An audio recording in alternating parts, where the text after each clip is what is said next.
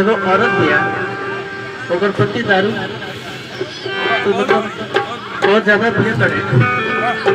तो समझावा तारी का तारी कि देखी आज के बाद अगर ऐसा भाई तो फिर लोग रात चाहे हम का तारी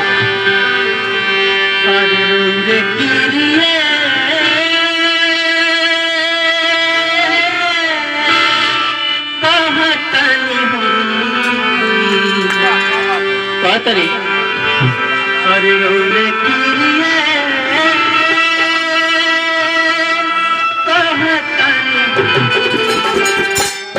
ए राजा कहियो ना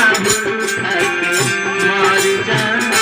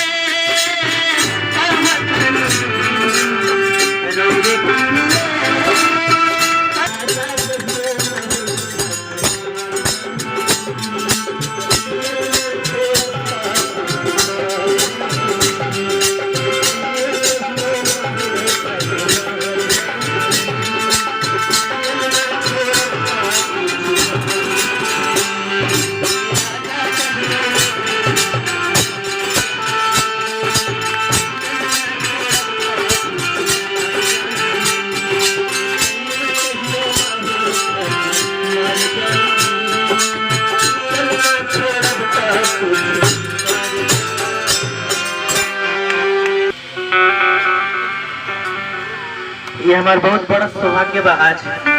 घरे कुछ कहे के कुछ बोले के सौभाग्य प्राप्त भइल और बड़ भैया पुष्ट भैया और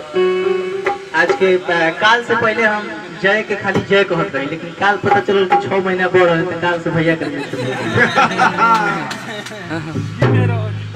बस आशीर्वाद ये आजीवन हमरा ऊपर बनल रहे एकदम